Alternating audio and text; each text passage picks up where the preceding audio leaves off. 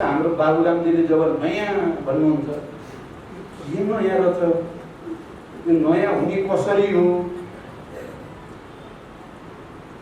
उहाँको फेरि सबै व्यवहार गतिविधि नयाँमा छ कि पुरानो भन्दा म चाहिँ त्यही 1000 पटक खण्डन भइसकेको कुरा उहाँले दोहोऱ्याउनु भएको छ र हामी नेपाली मान्छेहरू चाहिँ यिनीहरूले बुझ्दैनन् भन्ने हुनुहुन्छ कि उहाँले यी सबै नपढे लेखेकै धेरै बुद्धि भएका छैनन् भन्नुहुन्छ र अनि म जाने छु जस्तो गर्नुहुन्छ र बिगार्नु एकै ठाउँमा राखेर नबनाउनुहोस्।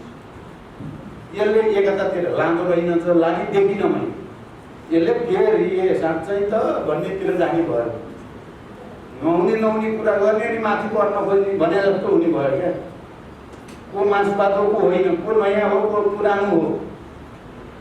मैले धेरैचोटि त्यो भन्नु पर्यो। अस्ति एउटा कार्यक्रममा नि बाबुरामजीले भन्नुभयो, म त महान नयाँ खोजी, म त एकदम भन्नुहुन्छ बाबा, नयाँ शक्ति भन्नुभयो। खोइ त्यो नयाँ शक्ति कहाँ गयो?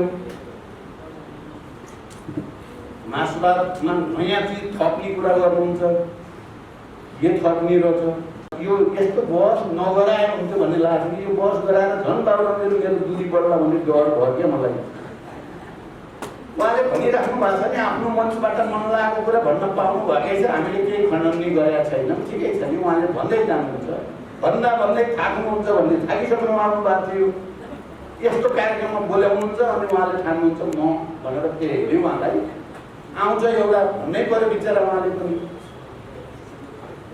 अनि मलाई पनि भन्नु पर्यो, नयाँ खालको जनयुद्धको खोजी चाहिँ गर्नु छ। यो प्रतिक्रियाबाट यसरी नै हेप्ने हो, हामीलाई यसरी नै घेरा हालेर सखा पार्ने हो भने, लाखौं जनता लिएर सडकमा हामी मिलेर उत्रिने हो भने अहिले पनि यस्ता यिनीहरूका दलाल पुँजीपतिका निर्वाचन प्रणालीहरूलाई ध्वस्त पार्दिन सकिन्छ हामी। तर प्रतिक्रियावादीको नजरमा चाहिँ फेरि हामी सबै एउटै छौँ। यी माओवादीहरू 17,000 मान्छे मारेका यी अपराधीहरू भन्नेमा चाहिँ फेरि उनीहरू एक मात्रै छन्। उनीहरूको लागि के प्रचण्ड, के किरण, के विप्लव एउटै छ। बाबुराम अलि फरक छ। स्कुलकै कुरा गर्ने हो भने जो जता भए पनि किरणजी, विप्लवजी, हामीहरूको स्कुल चाहिँ एउटै। हामीलाई मन परे पनि नमन परे, अहिले कतिलाई ठिक लाग्ला नलाग्ला, बाबुरामजीको स्कुल त्यति बेला पनि अलिकति फरक स्कुल हो। नेकपाको रूपमा विप्लवजीको नेतृत्वमा नै ज्ञान प्राप्त भएकै देख्छु म आजभोलि। खै म बिग्रिन लाग्यो कि सच्चिन लागेको थाहा छैन, ज्ञान प्राप्त भएकै देख्छु। अब किरणजीले कति ज्ञान प्राप्त, अब किरणजी अलि धेरै नै ज्ञानी भएको हुनाले धेरै उहाँलाई प्राप्त गर्न पर्या छैन कि गर्नु भएको छ कि छैन, धेरै कुरा भन्न त पाएको छैन। तर पनि उहाँसँग हुने साथीहरूले ज्ञान त प्राप्त गर्नु भएकै होला भन्छु। यहाँ ल्याएर बाबुरामजीले भन्नुभयो म नयाँ, म चाहिँ अरूभन्दा फरक भनेपछि मैले नि भन्नुपर्छ। अब किरणजीले आएर भन्नुहुन्छ फेरि नयाँ जनवाद बाहिर दुनियाँ सब भ्रम हो भन्नुभयो भने मैले पनि अब यो बौद्ध भिक्षुहरूसँग घन्टी बजाइराख्नु भनिदिन्छु मैले। हामीले आफ्नो एकता बचाउन सफल भएकै हुनाले जनयुद्धले नेपालमा एउटा ऐतिहासिक राजनीतिक परिवर्तनको वाहकको रूपमा सम्मानित हुने मौका चाहिँ पाएकै हो। समाजको आवाज.com। सबभन्दा पहिला त म आयोजक साथीहरूलाई धन्यवाद भन्न चाहन्छु, जसले यो गीति सङ्ग्रहको विमोचन मार्फत माओवादी जनयुद्ध र विभिन्न माओवादी घटकहरूको बिचमा अन्तर्क्रिया गराउने प्रयास गर्नुभयो। त्यसको लागि विशेष रूपले म धन्यवाद भन्न चाहन्छु। कमरेड दिलीप कुमार श्रेष्ठलाई म बधाई भन्न चाहन्छु। तपाईँले जनयुद्धलाई फेरि एकचोटि स्मरण गर्ने, ताजगी दिने, त्यसको बारेमा छलफल बहस गर्ने गरी यो पुस्तक विमोचन गर्ने वातावरण बनाउनु भयो। गीति सङ्ग्रह तयार पार्नुभयो, प्रकाशन गर्नुभयो र यसलाई ल्याउनु भयो। अनि जनयुद्ध प्रतिष्ठानको तर्फबाट यसलाई यो कार्यक्रमको आयोजना गरियो र त्यसको अध्यक्ष कमरेड आशा कोइराला खनाल, उहाँ र सबै साथीहरूलाई पनि म विशेष धन्यवाद भन्न चाहन्छु। कोइराला खनालै हो कि तपाईँ? अब त्यसकारण र यो कृति सङ्ग्रहबारे 2 जना टिप्पणीकारले टिप्पणी राखिसकेपछि त्यसमाथि थप टिप्पणी गर्नु मेरो लागि दुस्साहस मात्रै हुन्छ। उहाँहरू नेपालको प्रगतिशील गीत यात्राका एकजना नक्षत्र नै भन्नुपर्छ कमरेड जीवन शर्मा। उहाँले सठिक र सुन्दर रूपमा यो कृति सङ्ग्रहको बारेमा टिप्पणी गरिसक्नु भएपछि र सहयात्रीको हैसियतले त्यति बेला जनयुद्धकै कालमा गीत गाउँदै हिँड्ने नाच्दै हिँड्ने एउटा सहयात्रीको हैसियतले हाम्रो पार्टीका केन्द्रीय सदस्य महिला मोर्चाका नेता अमृता थापाले पनि बोलिसकेपछि अब म भित्र पसिराख्न खोजेँ भने त्यो मेरो मूर्खतै हुन्छ जस्तो लाग्छ। म त्यहाँभित्र पस्न सक्दिनँ। म खालि दिलीपजीलाई बधाई भन्न चाहन्छु र अझ थप तपाईँबाट यस्ता भावोत्तेजक गीतहरूको रचना गर्दै अगाडि बढ्नु होला। तपाईँप्रति हामी सबैको साथ रहन्छ, तपाईँलाई हाम्रो शुभकामना रहन्छ, बधाई रहन्छ। मैले यति नै भने पुस्तकबारे। मलाई समयको पनि दबाब छ, यहाँ उद्घोषक कमरेडले पनि राखि नै सक्नुभयो। अब केही चिठ पनि आयो म कहाँ, फेरि यो विषयमा त बोल्दैन पर्यो भनेर पनि आयो। मैले चाहिँ धेरै नबोल्ने सोचेको छु यो कार्यक्रममा। मैले आयोजकलाई धन्यवाद भनिसकेँ। पछिल्लोचोटि कमरेड गुणराज लोहनीले अलिक गम्भीर र मार्मिक ढङ्गले नै माओवादी आन्दोलन, त्यसको सहकार्यको आवश्यकता, सम्भावना बारे विषय राख्नुभयो। म खुसी छु, आज विशेष रूपले खुसी छु। हामी सहकार्य गरेर मोर्चा बनाएर जनयुद्धको ऐतिहासिकता, त्यसको महानता, त्यसले खडा गरेका विचार, राजनीति, संस्कृति, आचरणका मूल्य मान्यताहरूको रक्षाको निम्ति फेरि एकचोटि सँगै अगाडि बढ्नुपर्ने आवश्यकता पैदा भएको छ। यही चेतनालाई कमरेड गुणराज लोहनीले यहाँ व्यक्त गर्नुभयो र उहाँले यो पनि भन्नुभयो, यो मैले महासचिव कमरेड विप्लवको सल्लाह र निर्देशन अनुसारै बोलेको हो पनि भन्नुभयो। म धेरै खुसी छु। तर म चाहिँ के कुरामा फेरि यो माओवादी विभिन्न घटकका नेतालाई ल्याएर एकै ठाउँ बोलाउने कामबाट म दुखी पनि छु। फेरि मेरो अलि अगाडि यही प्रज्ञा भवनको उतापट्टिको माथिको कोठामा बाबुरामजी र म एउटा कार्यक्रममा पनि सँगै बनाउनु भयो, साथीहरूले बहस गराउनु भयो। अलि अगाडि एउटा कार्यक्रममा पनि जति यस्ता सार्वजनिक कार्यक्रममा बाबुरामजीले म बोलेको छ, उहाँको मेरो दूरी बढेको छ, घटेको छैन। मलाई अनुभव लाग्छ यस्तो बहस नगराइदिए हुन्थ्यो। म साथीहरूलाई अहिले आफ्नै ढङ्गले आत्मसमीक्षा गर्ने, कहाँ गल्ती गरियो, गरिएको छैन, के गर्नुपर्छ भनेर कुरा गर्न दियो भने, काम गर्न दियो भने मिल्ने सम्भावना बढी छ। सार्वजनिक कार्यक्रममा ल्याएर नेताहरूलाई चाहिँ आफ्नो कुरो चाहिँ माथि पार्ने ढङ्गले प्रस्तुत गराइसकेपछि त्यो फेरि के हुँदो रहेछ, नेताहरूको आत्मतुष्टिको विषय हुन्छ, हार्नेकी जित्ने भने जस्तो हुन्छ र झन् मिल्न लागेको पनि मिल्दैन। अहिले बाबुरामजीले भन्नु मिठो कुरा गर्छौँ भनेर हो, कोठामा बस्दा हामी मिठा कुरा गर्छौँ। यस्तो कार्यक्रममा आएपछि उहाँले बोल्नुहुन्छ, मलाई अलिअलि के बोल्नु भयो होला उहाँले, यो नहुने कुरा, नमिल्ने कुरा, मासुभातसँग सङ्गतै नखाने कुरा, उहाँले नयाँ महान गर्छु भन्नुहुन्छ र महन्त ठाकुरहरूसँग जानुहुन्छ, त्यहाँ पनि वैचारिक सङ्घर्ष पनि गर्नुहुन्न, के चाहिँ नयाँ हो भन्ने लाग्छ मलाई, झन् नमिठो क्या। त्यसो भएर म आयोजक साथीहरूलाई, नेताहरूलाई यस्ता सार्वजनिक कार्यक्रममा ल्याएर भनिराखेकै छौँ नि, ठिक छ बाबुरामजीलाई बोलाउनुहोस्, मजाले उहाँलाई भन्न दिनुहोस्, किरणजीलाई बोलाउनुहोस्, उहाँलाई मजाले भन्न दिनुहोस्, मलाई बोलाउनुहोस्, मैले पनि मजाले भन्छु, विप्लवजीलाई बोलाउनुहोस्, उहाँले पनि मजाले भन्न दिनुहोस्, एकै ठाउँमा राखेर नबनाउनुहोस्। यसले एकतातिर लाँदो रहेनछ, लागि देखिनँ मैले। यसले फेरि साँच्चै त भन्नेतिर जाने भयो, नहुने कुरा गर्ने अनि माथि पर्न खोज्ने भने जस्तो हुने भयो क्या। को मासुपातको होइन, को नयाँ हो, को पुरानो हो। मैले धेरैचोटि त्यो भन्नु पर्यो। अस्ति एउटा कार्यक्रममा नि बाबुरामजीले भन्नुभयो, म त महान नयाँ खोजी, म त एकदम भन्नुहुन्छ बाबा नयाँ शक्ति भन्नुभयो। खोइ त्यो नयाँ शक्ति कहाँ गयो? मासुभातमा नयाँ चिज थप्ने कुरा गर्नुहुन्छ, के थप्ने रहेछ? थप्छौँ हामीले भनेर बुद्धिजीवीहरूले भन्न थालेको मासकै पालादेखि हो। कुरा भन्नु पहिलो अन्तर्राष्ट्रियको बेलादेखि नै हो।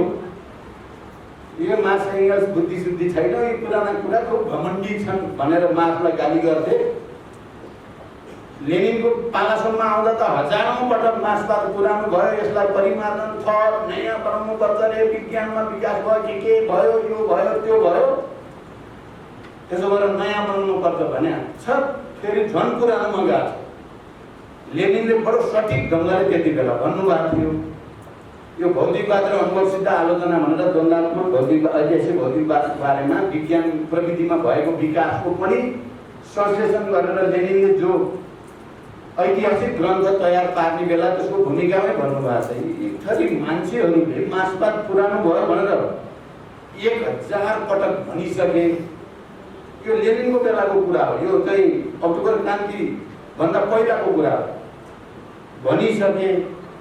र 1000 पटक गलत मार्क्सवाद विज्ञान हो, यो पुरानो हुने होइन, यो त विकसित हुँदै जाने, परिमार्जित हुँदै जाने कुरा पो हो भनेर त्यसको खण्डन भइसक्यो। यो विज्ञान नै हो भनेर त्यसको खण्डन भइसक्यो। तर अहिले 1001 पटक फेरि मार्क्सवादी भन्नेहरू, मार्क्सवादी होइन कि मार्क्सवादी अवसरवादीहरू फेरि मार्क्सवाद पुरानो भयो, अब यसलाई नयाँ बनाउनु पर्छ भनेर बडो विद्वान भनेर आफूलाई प्रस्तुत गर्दै भन्न थाले। त्यसकारण उहाँले भन्नुभयो लेनिनले, म 1001 पटक फेरि त्यसको खण्डन गर्न बसेको छु भन्नुभएको थियो। मलाई त्यही सम्झना भइरहेको छ। हाम्रो बाबुरामजीले जब नयाँ भन्नुहुन्छ, के नयाँ रहेछ, यो नयाँ हुने कसरी हो? उहाँको फेरि सबै व्यवहार गतिविधि नयाँमा छ कि पुरानो भन्दा म चाहिँ त्यही 1000 पटक खण्डन भइसकेको कुरा उहाँले दोहोऱ्याउनु भएको छ। र हामी नेपाली मान्छेहरू चाहिँ यिनीहरूले बुझ्दैनन् भन्नुहुन्छ, उहाँले यी सबै नपढे लेखेकै धेरै बुद्धि भएका छैनन् भन्नुहुन्छ। र अनि म जाने छु जस्तो गर्नुहुन्छ र बिगार्नु। त्यसकारण मलाई यो यस्तो बहस नगराए हुन्थ्यो भन्ने लाग्छ कि यो बहस गराएर झन् बाबुरामजीले मेरो दूरी बढ्ला भन्ने डर भयो क्या मलाई। उहाँले भनिराख्नु भएको छ नि, आफ्नो मनबाट मन लागेको कुरा भन्न पाउनु भएकै छ, हामीले केही खण्डन नि गरेका छैनौँ, ठिकै छ नि। उहाँले भन्दै जानुहुन्छ, भन्दा भन्दै थाक्नुहुन्छ भन्ने थाकिसक्नु आउनु भएको थियो। यस्तो कार्यक्रममा बोलाउनुहुन्छ अनि उहाँले ठान्नुहुन्छ म भनेर फेरि उहाँलाई आउँछ एउटा भन्नै पर्यो बिचरा उहाँले पनि। अनि मलाई पनि भन्न पर्यो। अब यहाँ आज चिरञ्जीवी र विप्लवजी आउनु भने राम्रो भयो। किन त्यो बहस गराउनु पर्यो? यस्तो मञ्च आफ्नो आफ्नो मञ्चबाट बोले भइहाल्यो, आफ्नो आफ्नो किताबमा लेखे भइहाल्यो। गर्दै जाँदा हामी सबैले रियलाइज गर्ने ठाउँमा आएपछि हामी सहकार्यमा जम्मा हुन्छौँ, मोर्चा बनाउनेतिर केन्द्रित हुन्छौँ। अनि नेतृत्व तहमा, कार्यकर्ता तहमा बसेर कुरा गरे हुन्छ, कुरा गर्दा मिल्न सक्छ। मैले यो कुरा धेरैचोटि भनेको छु, तपाईँहरूले पनि सुन्नुभयो होला। धेरै प्रयोगहरू यो विचार भए। एउटा जनयुद्ध त एउटा आफैमा एउटा महान र ऐतिहासिक क्रान्ति नै हो। त्यो त्यसको महानता, त्यसको ऐतिहासिकता, त्यसको गम्भीरता नेपालको इतिहासमा धेरै वर्षसम्म रहन्छ। हामीले गल्ती गरे पनि, हामीले बाटो अलिकति बिराए पनि जनयुद्धको ऐतिहासिकता कम हुँदैन। त्यसले स्थापित गरेका विचार, मूल्य, मान्यताहरू कम हुँदैनन्। त्यसमा शहादत प्राप्त गर्ने महान शहीदहरूको बलिदान खेर जाँदैन। त्यसमा बेपत्ता योद्धाहरूको त्याग र बलिदान खेर जाने होइन, घाइते अपाङ्गहरूको खेर जाने कुरा होइन। इतिहासको निर्माणमा मार्क्सले भने जस्तै एउटा पिँढीले त्यसलाई बिर्साउन खोज्यो, झुक्क्याउन खोज्यो भने पनि फेरि अर्को पिँढी आउँछ र बुझिने र कम्कार निकालेर चाहिँ फेरि शहीदहरूलाई निकालेर त्यसलाई अगाडि राखेर चाहिँ आन्दोलन अगाडि बढ्छ भन्ने नै सत्य हो। वैज्ञानिक कुरा त्यो हो। त्यसकारण त्यो शहीदहरूले गरेको बलिदान खेर जाँदैन। मैले गल्ती गरेँ, मैले बाटो छोडेँ भने पनि त्यसको महानता चाहिँ कम हुँदैन, अर्कोले गरे पनि त्यसको महानता कम हुँदैन।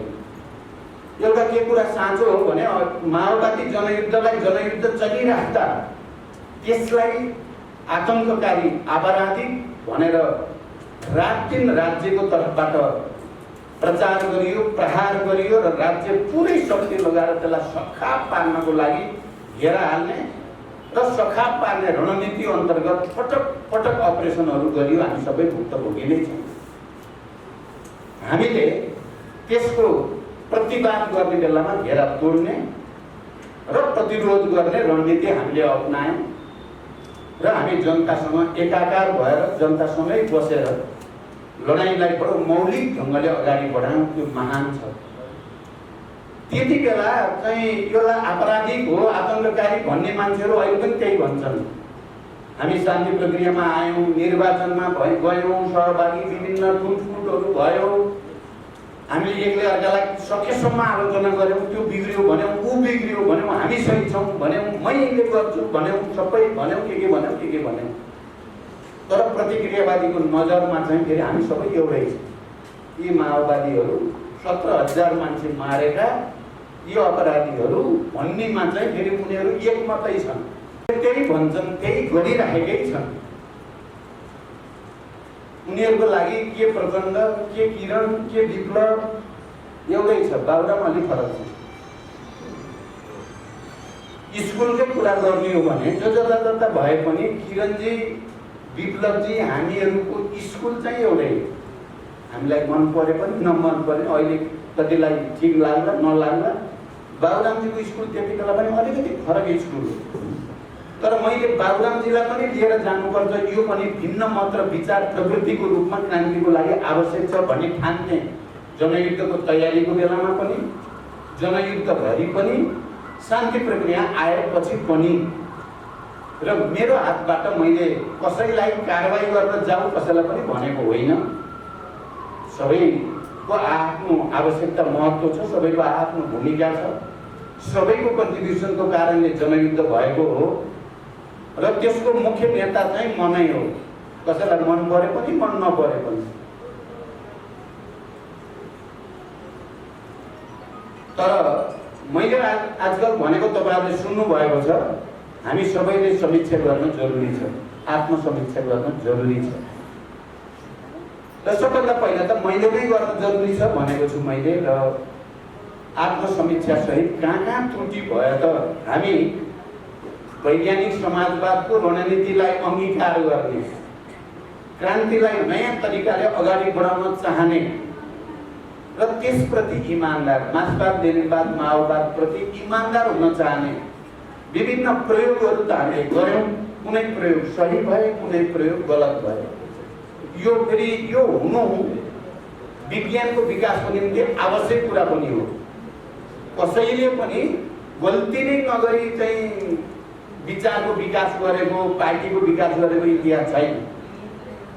केही न केही गल्ती लेनिनले पनि 6 सालमा गरेको गल्ती, 1906 मा गरेको गल्ती 1917 कि 18 मा गएर मेरो पनि गल्ती भएको थियो। त्यो बेला त्यो नीति मैले लिन हुने थिएन, बेकार मैले बहिष्कार गर्ने भनेर त्यति बेला भने बहिष्कार गर्न हुने थिएन। मैले नि गल्ती गरेँ भन्नुभएको छ। तर उहाँले पटक पटक त्यो कुरालाई भन्ने गर्नुभएको छ। गल्ती नगर्ने मान्छे पनि अहिलेसम्म जन्मेको छैन, पार्टी पनि जन्मेको छैन, जन्मिँदा पनि जन्मिँदैन। गल्ती गर्दै सिक्दै गर्ने हो। गल्ती कम गर्न खोज्ने, गल्ती भन्ने थाहा पाएपछि सच्याउनेलाई नै इतिहासले राम्रो मान्छे भन्छ, महान मान्छे भन्छ, महान पार्टी भन्छ भन्ने कुरा नै सही हो। त्यही हामी म भन्दैछु कि केही त्रुटि त भयो। वैज्ञानिक समाजवाद लागू गर्ने क्रममा, क्रान्तिकारी मार्क्सवाद लागू गर्ने क्रममा मैले मेरो उद्देश्य पवित्र भए पनि यदि मेरा स्टेप चाहिँ वैज्ञानिक वस्तुवादी भएनन् भने त्यसले अपेक्षित परिणाम दिँदो रहेनछ भन्ने चाहिँ मैले सिकेँ। मैले यहाँ के भन्न खोज्छु, लामो व्याख्या नगरी भने अस्ति हामी यो चाहिँ प्रतिगमन विरोधी आन्दोलनमा जनतालाई अपिल गऱ्यौँ। लाखौँ जनता सडकमा ल्याइयो। झन्डै 62-63 को आन्दोलनको झझलको दिने गरी लाखौँ नै हाम्रो आह्वानमा देशभरिबाट जनता काठमाडौँमा केन्द्रित भए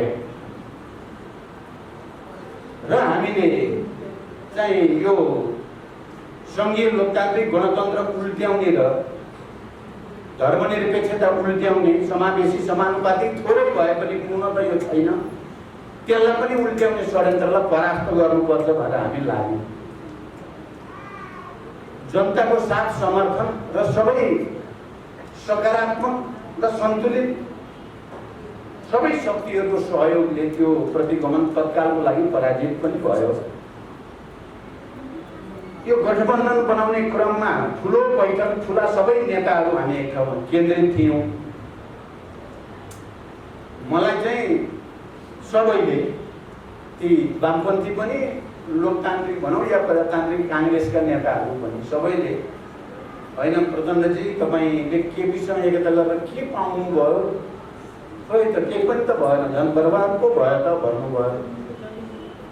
मैले अब के भन्ने हो, त्यहाँ लामो देखेर यो पाएँ त्यो पाइनँ भन्ने पनि केही कुरा भएन। मलाई खास त के भन्न, हामी ज्ञान पायौँ भने ज्ञान प्राप्त गरेर आए। यो ज्ञान अब यो देशको लागि पनि लाभदायक हुनसक्छ, तपाईँहरूको लागि पनि लाभदायक हुनसक्छ, जनताको लागि पनि लाभदायक हुनसक्छ। यदि तपाईँहरूलाई मैले केपीसँग एकता गरेर पाएको ज्ञान राम्रोसँग सुन्न चाहनुहुन्छ भने सबैलाई फाइदाजनक हुन्छ।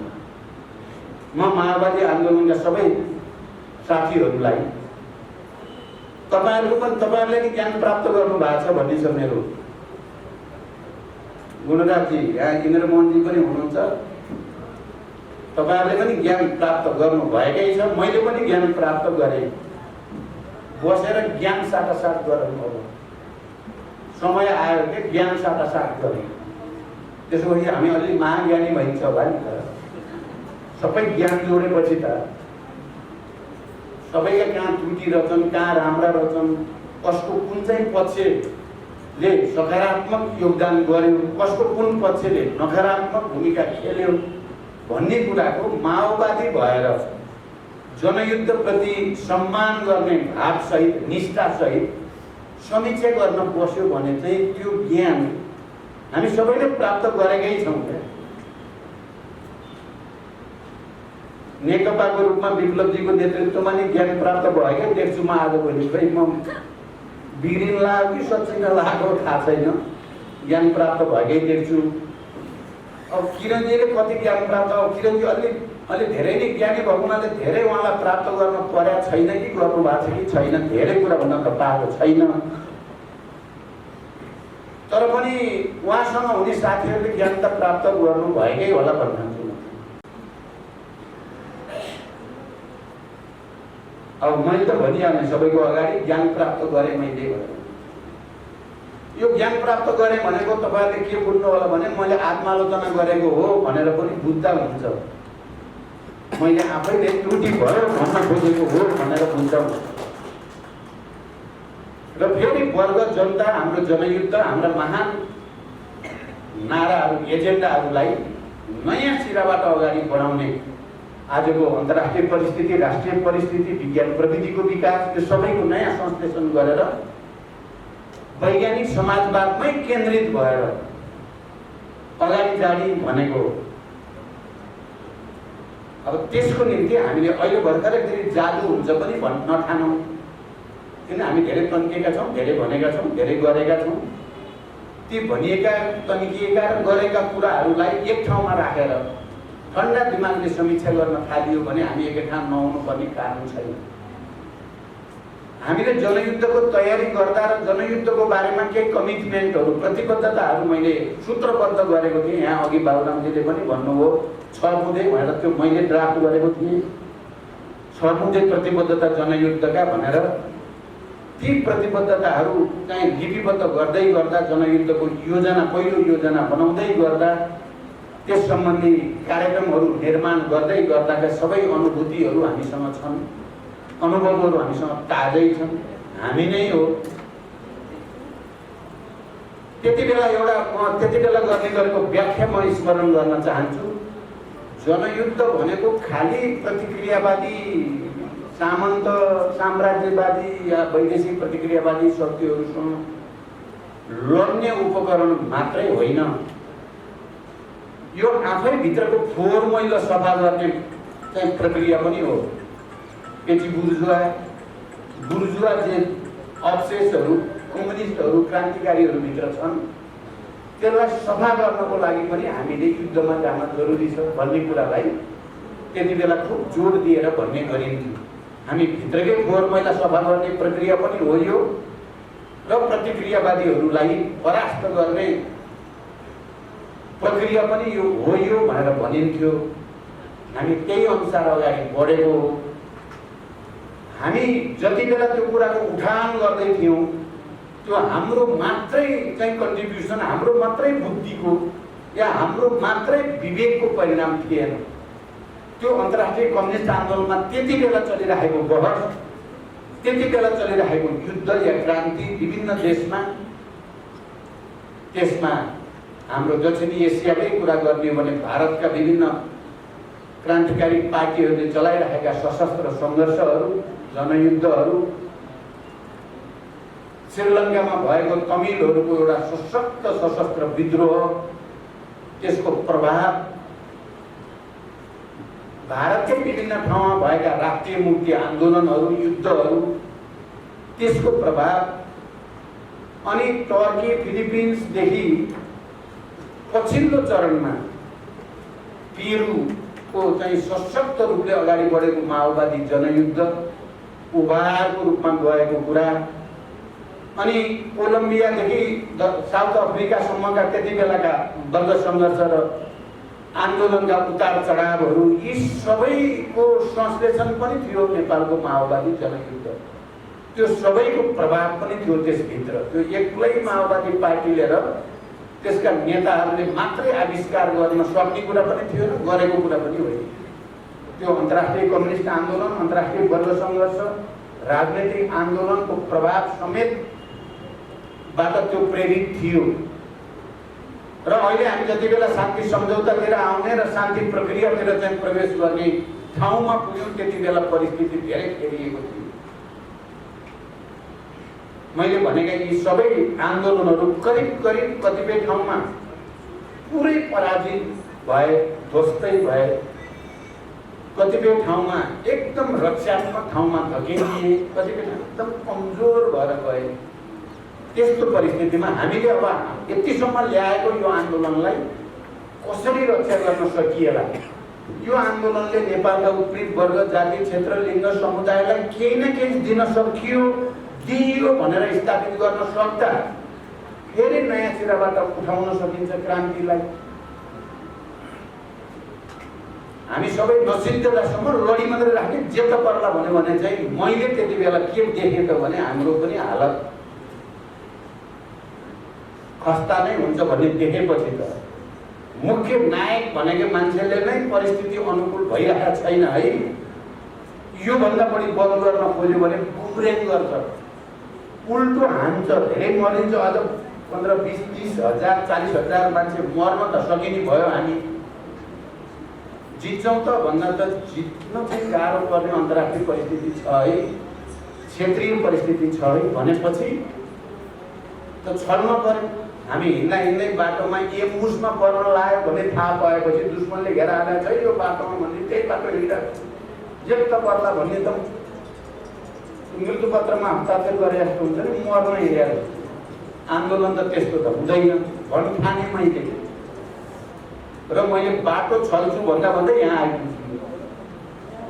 मैले क्रान्ति छल्छु भने होइन, दुश्मनलाई छल्छु र अगाडि जान्छु भन्दा भन्दै यहाँ आइपुग्यो। यो इमान्दार प्रयास हो भन्ने ठान्नुहुन्छ, यसमा भएका गल्तीको समीक्षा गर्न तयार हुन सकिन्छ। इन्टेन्सनली खराब हो भन्ने ठान्नुभयो भने चिज अर्कै हो। मैले त त्यस्तो ठान्छु, इन्टेन्सनली भन्ने ठान्छु। तर केही त्रुटि त भएका छन् जसको गम्भीरतापूर्वक समीक्षा गर्न जरुरी छ। र त्यो समीक्षा हामीहरू नै बसेर गर्ने हो, अरूले गरिदिएर हुने होइन। हामीले अहिले अन्तर्राष्ट्रिय परिस्थितिको समीक्षा गर्ने पनि हामीले नै हो, राष्ट्रिय परिस्थितिको समीक्षा गर्ने पनि हामीले नै हो। अहिले एकचोटि फेरि प्रतिक्रियावादीहरूले माओवादीलाई खुब हेप्न थालेका छन्। यिनीहरू टुटे फुटे सिद्धिए भन्न थालेका छन्। तर हामी जतिसुकै चिरा भए पनि प्रतिक्रियावादीलाई के लाग्छ भने माओवादी भनेको र त्यसको नेतृत्व भनेको प्रचण्डै हो भन्ने लाग्छ क्या उनीहरूले। त्यहाँ सचाउन पर्ने मुख्य मान्छे प्रचण्डै हो भन्ने छ अहिले पनि। पोहोर सालदेखि घेरा हाल्न खोजेको, सखाप पार्न खोजेको यही हो। मैले अब ठिक छ फेरि एकचोटि घेरा तोड्ने र लडाइँ लड्ने हो भने नयाँ जनयुद्धमा म त गएँ भनेर सुरु गरे।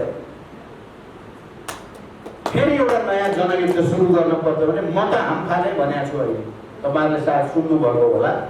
अहिले नै हतियार बोक्ने र भूमिगत जाने त मैले सोचेको छैन। तर नयाँ खालको जनयुद्धको खोजी चाहिँ गर्नु छ। यो प्रतिक्रियाबाट यसरी नै हेप्ने हो। हामीलाई यसरी नै घेरा हालेर सखा पार्ने हो भने लाखौं जनता लिएर सडकमा हामी मिलेर उत्रिने हो भने अहिले पनि यस्ता यिनीहरूका दलाल पुँजीपतिका निर्वाचन प्रणालीहरूलाई ध्वस्त पार्दिन सकिन्छ। हामी यिनीहरूले बनाएको शासकीय स्वरूपलाई चाहिँ फेर्दिन सकिन्छ। हामीले हाम्रो वर्ग, जाति, क्षेत्र, लिङ्ग, समुदायको पहिचान र अधिकारलाई धेरै माथि पुर्याउन सकिन्छ।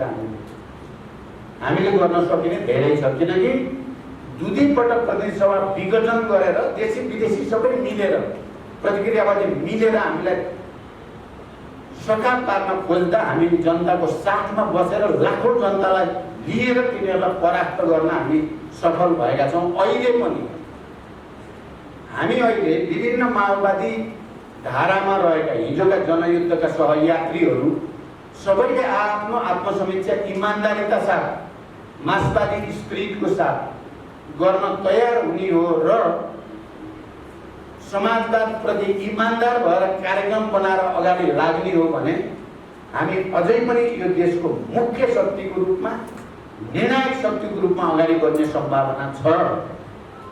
यसकारणका कार्यक्रममा हामीले गर्नुपर्ने कमिटमेन्ट या प्रतिबद्धता भनेको हामी सबै आत्मसमीक्षाको लागि तयार हौँ।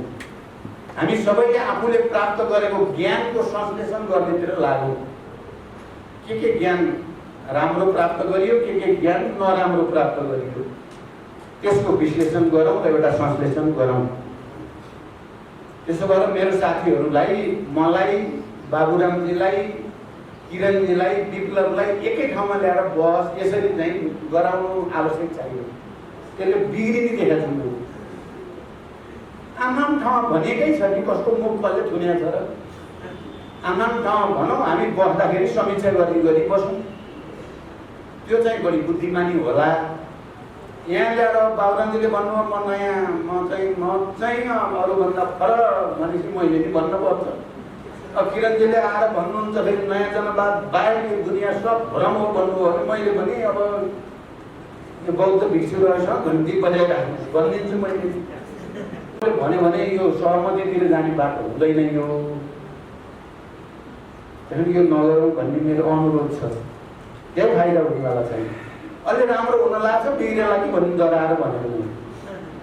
अब एकजना साथीले मलाई सोध्नु भयो यो चाहिँ के अरे हाम्रो सरकार चाहिँ जाने, सेनालाई कारबाही गर्ने, हतियार व्यवस्थापन, सेना समायोजनको के सम्बन्ध थियो? बाबुरामजी प्रधानमन्त्री भएको बेलामा हतियार र सेना समायोजन भयो, त्यसको र रूपमन्गर कटुवालवाला प्रकरणको के सम्बन्ध छ भने व्याख्या गर्नु पर्यो भनेर सोध्नु भएको छ।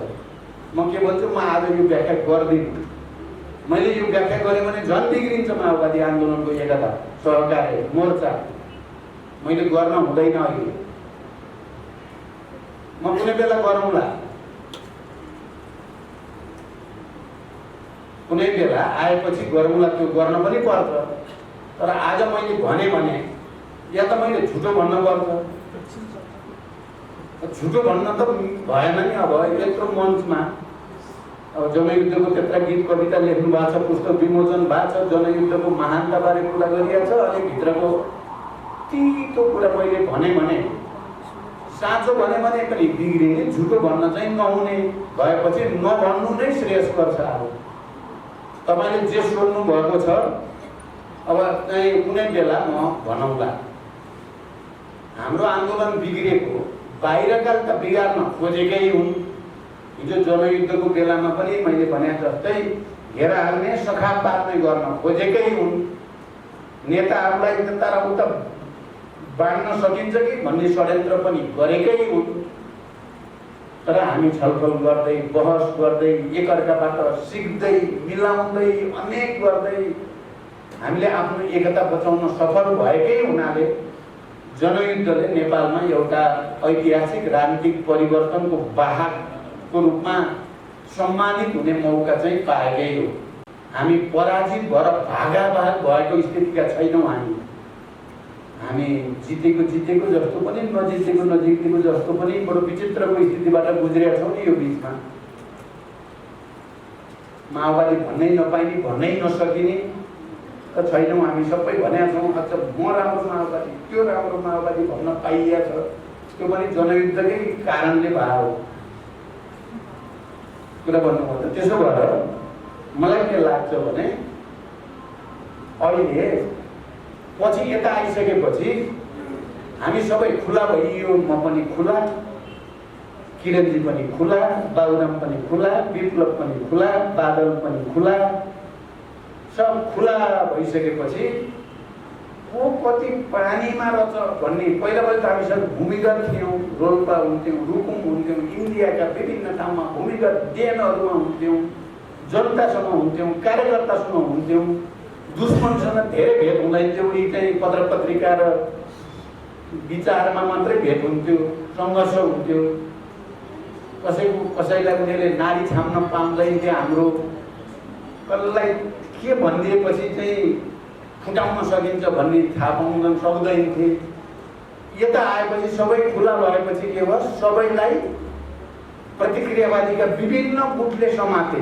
आज गयो, भोलि गयो, कुरा गऱ्यो, तपाईँ त यस्तो, तपाईँ पो महान हो त, यो सब बिगारी त प्रचण्ड हो भनेर लगाइदिए एउटालाई। तपाईँ हो नि यो समय त तपाईँले गरे, तपाईँ जस्तो विद्वानलाई हेर त यो प्रचण्डले कस्तो अप्ठ्यारा राखिदिएको छ भनेको छ। अर्कोलाई गएर भनेको छ फेरि तपाईँ हो नि कमान्डर त, तपाईँलाई हेर्नुहोस् त घेरा हाल्न खोजेका यिनीहरूले भनेर मलाई आज भनेको छ, भोलि भनेको छ। यसो हेर्दा हो जस्तो साँच्चै मलाई सिद्ध्याउनु खोजेको छ कि क्या हो साथीहरूले त भनेको मलाई पनि हुने। अर्कोलाई के हुने भन्दाखेरि ओहो तपाईँ त यस्तो युवा इनर्जेटिक सबै त तपाईँ हो नि। यो भन्ने सामन्तहरू, दलालहरू, नोकरशाहहरू, विदेशीहरूको चाहिँ पुरा फौज देखेँ मैले। हामीले इमान्दारिता साथ स्वीकार्ने र नस्वीकार्ने त एउटा कुरा हो, तर हो यही। यो कुरा लेनिनले मार्क्सवाद र समाजवादी आन्दोलनमा फुट भन्ने लेखमा बडो सुन्दर ढङ्गले कसरी प्रतिक्रियावादीहरूले कम्युनिस्ट आन्दोलनभित्र, समाजवादी आन्दोलनभित्र फुट पार्छन्, नेताहरूलाई दसतिर तान्छन् भन्ने बारेमा जे भन्नुभएको थियो। आज फर्केर त्यो पढ्छु म कहिलेकाहीँ। हाम्रो ठ्याक्कै हाम्रै चित्र लेनिनले भने जस्तो लाग्छ। यो हामीलाई पो भनेर छ लेनिनले त। सारा समाजवादी आन्दोलनमा फुट ल्याउनको लागि प्रतिक्रियावादीले कति धेरै लगानी गरे, कति मेहनत गरे, कति सफल भए। हामी चाहिँ सफल भइए। हामी उनीहरूले त्यसो गरे पनि हामी त्यस्तो नहुन सकेको भए त हुन्थ्यो नि। हामी त्यस्तो नभएर होइन है, फटाफटले हामीलाई फुटाउन खोजेका छन्, हामी माओवादीहरूलाई दसतिर पार्न खोजेका छन्। हामी हुन्नौँ भनेर चाहिँ हुन सकेको भए त अहिलेसम्म उनीहरू धेरै परास्त हुन्थे। तर हामी चाहिँ कुनै न कुनै रूपमा प्रभावित भयौँ। आज आत्मसमीक्षा गर्नुपर्ने एउटा विषय यो छ।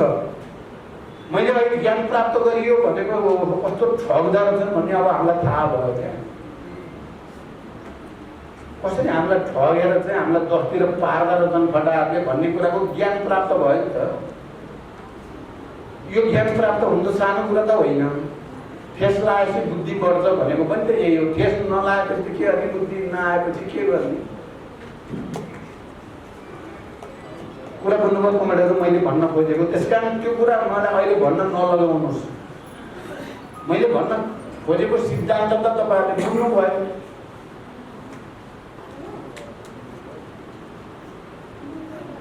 मलाई पहिलोचोटि प्रधानमन्त्रीबाट हटाउने काम पार्टीभित्रबाट भएको हो भएर मान्छेको नाम सहित यति बेला यदि यो मिटिङ गर्यो, यसो गर्यो भने तपाईँहरूलाई के रमाइलो लाग्छ त? के फाइदा हुन्छ र त्यसले? म भन्दिनँ त्यसो गर्नु। जहिले पनि के भनिन्छ, क्रान्ति या प्रतिक्रान्ति दुईटैको लागि इन्टरनल इज डिसिसिभ। आन्तरिकले निर्णायक हो, बाह्य सहायक हो। आन्तरिक चिज गडबड भएपछि त बाह्यले त्यहाँ त खेल्यो। तर इन्टरनल इज डिसिसिभ भन्नुको के अर्थ होइन भने बाह्य केही पनि होइन, जहिले पनि सहायक हो भन्ने होइन। कहिलेकाहीँ बाह्यले पनि निर्णायक भूमिका खेलिदिन्छ कहिलेकाहीँ, तर अन्ततः आन्तरिकै मुख्य हुन्छ। अन्ततः मात्रै आन्तरिक मुख्य हुने हो, सधैँ र निरपेक्ष ढङ्गले आन्तरिक मुख्य हुने होइन। मार्क्सवादले त्यो भन्दैन। त्यसो भएर माओले बडो सरल भाषामा बुझाउनु भएको छ नि डायलेक्टिक्स के हो भनेर। अन्डाबाट उपयुक्त तापक्रम पायो भने चल्ला बन्छ, तर जस्तो तापक्रम दिए पनि ढुङ्गाबाट त चल्ला बन्दैन नि। किनभने अन्डाभित्र इन्टरनलमा उसको चल्ला बन्ने तत्त्व छ नि त अन्डाभित्र। त्यसो भएर उपयुक्त तापक्रम पाएपछि चल्ला बन्ने हो। तर चल्ला पनि हाल्छ, आन्तरिकै मुख्य हो भनेर लगेर आगोमा हालिदियो भने अन्डाबाट चल्ला बन्छ त? आगो त बाह्य तत्त्व हो नि, बाह्य तत्त्व भयो भने आगोमा हालेर डढाइदिएपछि त के गरी बन्छ त्यो चल्ला? त्यस्तै जस्तो सम्बन्ध हो। त्यसकारण अहिले हामीले त्यति बेलाका धेरै तिता मिठा कुरा गर्नुभन्दा अहिले जसरी चाहिँ माओवादी जनयुद्धलाई विद्रूपीकरण गर्ने, त्यसलाई भ्रष्टीकरण गर्ने, माओवादी आन्दोलनलाई विखण्डित र विसर्जित गर्ने षड्यन्त्रहरू तीव्र भइराखेकै छन् अहिले पनि। त्यसका विरुद्ध एक हुने उपायहरूको खोजी गर्नु बुद्धिमानी हुन्छ। अहिलेको बुद्धिमानी त्यो चाहिँ हो, अहिलेको मार्क्सवाद त्यही हो। हामी सबै हिजोसँगै लडाइँ लडेका र यसलाई विद्रूपीकरण गर्ने, यसलाई भ्रष्टीकरण गर्ने, यसलाई विखण्डित गर्ने, यसलाई विसर्जित गर्न चाहने प्रतिक्रियावादी षड्यन्त्रका विरुद्ध एकजुट हुने आजको आवश्यकता छ। एकताको खोजी गरौँ हामी सबैले। मैले भने त्यसको खोजी आत्मसमीक्षाबाट सुरु हुन्छ। हामी सबै क्रिटिसिजम र सेल्फ क्रिटिसिजम भन्थ्यौँ, आजकल त अब त्यो कता हो कता जस्तो विषय भएको छ। किनकि यो मार्क्सवादभित्रको एउटा पार्टी आन्दोलनभित्रको एउटा असाध्यै महत्त्वपूर्ण अवयव हो आलोचना, आत्मालोचना, आत्मसमीक्षा। हामी त्यसबाट मात्रै नयाँ एकता, हामीले एकता सङ्घर्ष रूपान्तरण भन्ने भन्छौँ अहिले पनि, अनि नयाँ आधारमा नयाँ एकता भन्छौँ। त्यसकारण अब हामीले एकता गरेर जनयुद्ध गऱ्यौँ, हामी सबै एक भएर जनयुद्ध गऱ्यौँ। शान्ति प्रक्रियामा आएपछि हामी ठुलो सङ्घर्षमा गयौँ। एकता अब ठुलो सङ्घर्ष र विभाजनसम्म पनि भनेर फ्रेडरिक एङ्गल्सले अन्तर्राष्ट्रिय कम्युनिस्ट आन्दोलनको सन्दर्भमा भन्नुभएको थियो। एकता सङ्घर्ष र विभाजनसम्म पनि, अनि रूपान्तरण सहित नयाँ आधारमा नयाँ एकता। माओ त्से-तुङले अलि त्यसमा विकास गरेर भन्नुभएको थियो, एकता सङ्घर्ष रूपान्तरण नयाँ आधारमा नयाँ एकता। हामीले हिजो जनयुद्धमा एकताको एउटा उचाइ हासिल गऱ्यौँ, परिवर्तन पनि त्यसकारण सम्भव भयो। शान्ति प्रक्रियामा आएपछि सङ्घर्षको अर्को नयाँ उचाइ हासिल गऱ्यौँ र हामी टुक्रा टुक्रा भएर एकले अर्कालाई गलत सिद्ध गर्ने सङ्घर्ष गऱ्यौँ भनौँ न, अरू पनि नमिठो शब्द नभनौँ। अब यहाँनिर आइपुग्दा फेरि रूपान्तरण र नयाँ आधारको नयाँ एकता खोज्ने बेलामा पुग्यौँ हामी सबै। यो डायलेक्टिकल मेटेरियलिजम भनेर जसलाई भनिन्छ, द्वन्द्वात्मक भौतिकवाद, हिजो हामीले त्यही भनेर जनयुद्ध गरे हो। हामीले त्यही भनेर सबै उत्पीडित वर्ग, जाति, क्षेत्र, लिङ्ग, समुदायको पहिचान र अधिकारको लडाइँ लडेको हो। अहिले हामी फेरि त्यही भनेर आत्मसमीक्षा गर्न जरुरी छ। आज यो कार्यक्रममा चाहिँ एउटा नयाँ सुरुवात गर्न तपाईँहरूले खोजेको प्रयासको लागि त मैले धन्यवाद भने, तर नेताहरूलाई ल्याएर यस्ता मञ्चहरूमा बहस अहिले नगराइदिनुहोस् केही समय। हामी अहिले सहकार्य गर्नेमा छौँ क्या सबै। मेरो किरणजीसँग कुरा बिचबिचमा भइरहेछ, विप्लवजीसँग भइरहेछ, बाबुरामजीसँग भइरहेछ, उपेन्द्रसँग भइरहेकै छ। त्यति मात्रै होइन, हिजो चौथो महाधिवेशन स्कुलका हामी सबैले नेता मानेको मोहन विक्रमजीसँग पनि बडो प्यारो सम्बन्ध भएको छ क्या अहिले मेरो चाहिँ। यसलाई बिगार्ने काम चाहिँ अहिले नगरौँ, हेरौँ, यसलाई पनि एउटा नयाँ उचाइमा लैजाने कोसिस गरौँ। भएन भने चाहिँ जे जे गर्नुपर्छ गर्नु। त्यसलाई धन्यवाद भन्दै बिदा हुन्छु। धन्यवाद परिवार। समाजको आवाज.com